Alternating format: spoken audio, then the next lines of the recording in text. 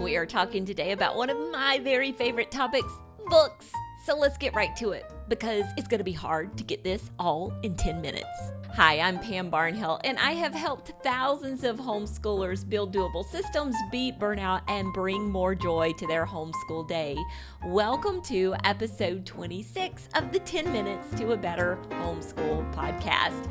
So books and homeschoolers go together kind of like peanut butter and jelly, and I think it's a lot of fun because I'm a nerd that way, but I think it's a lot of fun to read up on whatever it is that you're doing in your life these days. And for us, it's homeschooling. And so reading homeschool books is something that we do for our own kind of personal and professional development. I know we don't get paid to homeschool, but we are kind of taking this on as our job. And so it is a professional development for us to study how to do it. And reading some homeschool books will give us the inspiration and encouragement that we need, and also maybe teach us something new that's going to make our life easier, going to make our kids' life easier. And that's exactly what we want to do and why we want to read these books.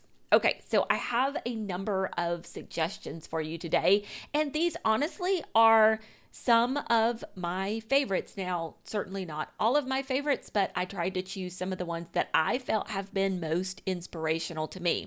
So they may not be the same books that you're hearing about all over the place, might not be the same books that you would choose, but these were certainly the ones that have had an impact on my homeschool. So the very first one that I want to talk about is a little volume called So You're Thinking About Homeschooling. 15 families show you how you can do it. And this is actually by Lisa Whelchel. She was Blair on The Facts of Life. It was published in 2005. I think I read it for the first time about 2007, 2008. I do not have a copy of it because I got it from the library, and it was the very first book that I read that taught me or showed me that this homeschooling thing was possible, and that there were different families out there who did it in vastly different ways from each other. And that was a good thing. So it really, really was something that just inspired me to give this homeschooling thing a try and helped me to realize that it might be doable. Now, years later, when I started my very first homeschooling podcast, and it was called the Homeschool Snapshots podcast. And if you're listening to this particular podcast in a podcast player, if you scroll backwards, all the old episodes of the Homeschool Snapshots podcast should still be there and appear for you.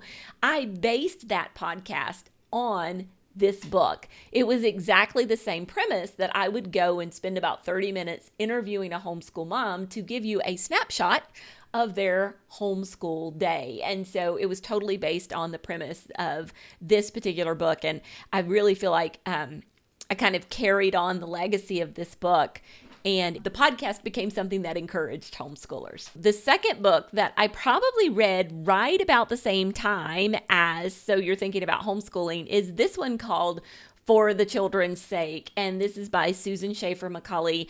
And this was the book that taught me schooling can look different than what you've always thought it could be. When we first started thinking about homeschooling, I very much had the school at home model in my mind. That's what I thought we were going to do and thought we were going to recreate at home. And this was one of the first books that showed me that there were actually other methods of education out there. There were actually other ways of educating a child that I had never been exposed to, even though I had an education degree. And so reading this was very inspirational to me. And it was the thing that really showed me that I could go searching out and go seeking for lots of different ways to educate my kids. It wasn't just the progressive education that I knew. So love this book. So many good ideas in here. I probably should take it out and read it again. I've read it a number of times. You can see that my copy is well loved and well marked up. I've done it with book clubs, and I just really, really recommend this book.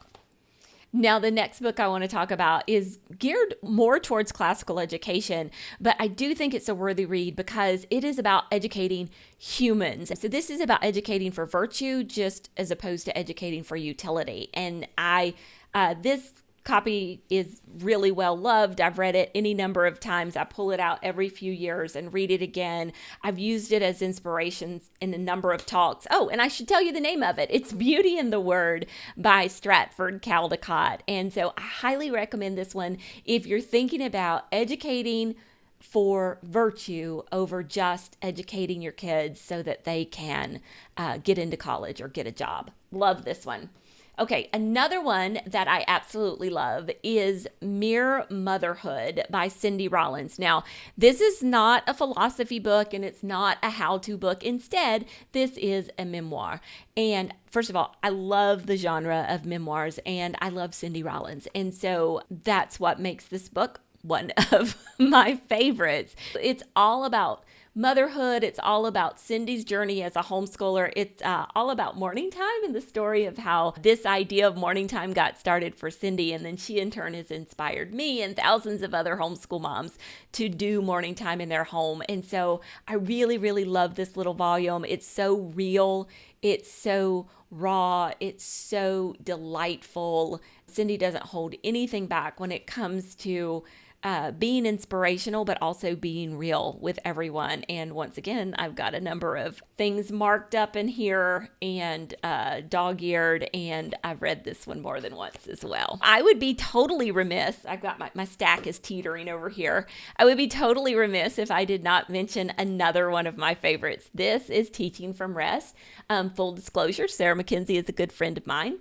Little known fact out there these days, I actually had the great honor of doing the graphic design on the very first edition of this book back when it was an ebook. And so totally honored to do that. So I was one of the first people to see the whole thing and knew from the very start that this was a special book. And so this is a book that I think all homeschoolers need to read. Different homeschoolers can get different things out of it. I'm type A, so the whole idea of teaching from rest is something I struggle with.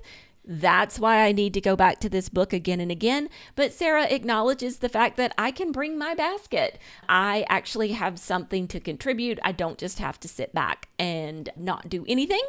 And so it's a good one for me to go back to. It's that good reminder for me of what homeschooling can look like. And once again, real. I think that's another thing that you'll notice kind of weaves a thread through all of these books that I'm recommending is that there is a realness to all of them.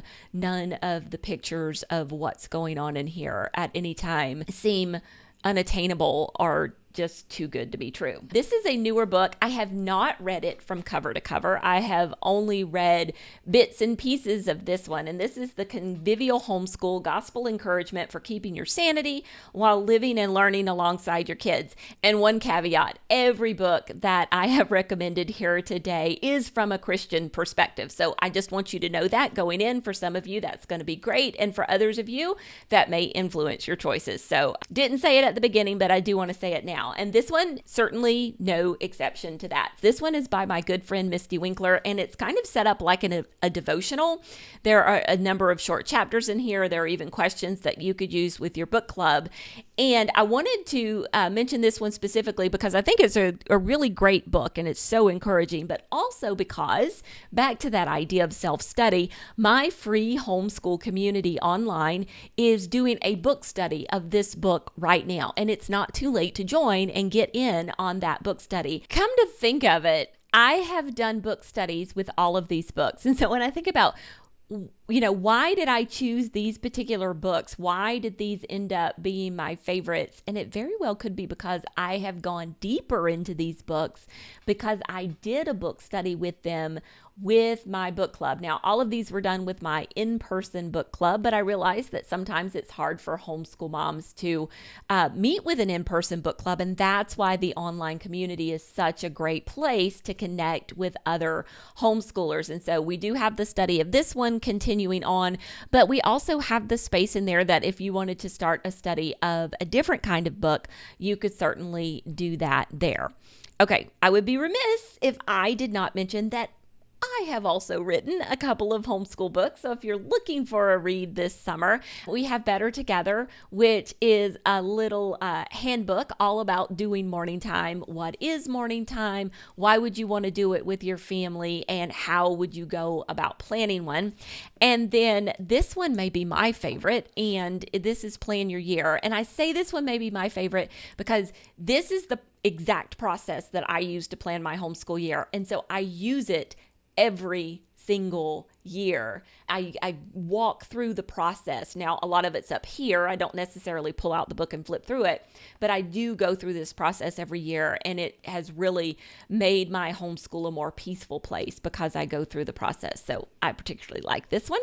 And I have a brand new book coming out. I can't even hold it up because I don't have a copy of it here yet. By the time this podcast airs, though, it will be available, and it's called Gather: Exploring the Wonder, Wisdom, and Worship of Learning at Home. And that one is a photo book. Heather took all the beautiful photos, and it's all about morning baskets. And so you can come over to pambarnhill.com/gather if you would like to see how 9 or 10 different families, let's see, kind of back to that same idea, how they do a gathering time and learn together in their home. So as you can see, I just really love to dig into other homeschool families and what they're doing and be inspired by that.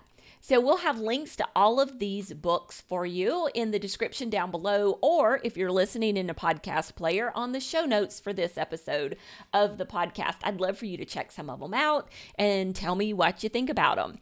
And you can find that at pambarnhill.com/TMBH26. We'll also have a link to our free community over there. So the community is a great place to connect, either by coming into the book club on the Convivial Homeschool book, or coming there to talk to us about any homeschool book that you would like to chat about. You'll find some great people there to chat with you. So I will be back again next week. Next week is all about homeschool methods. What are they? Why are they important? And is it something you even need to worry about? So I will see you then. Until then, keep on homeschooling.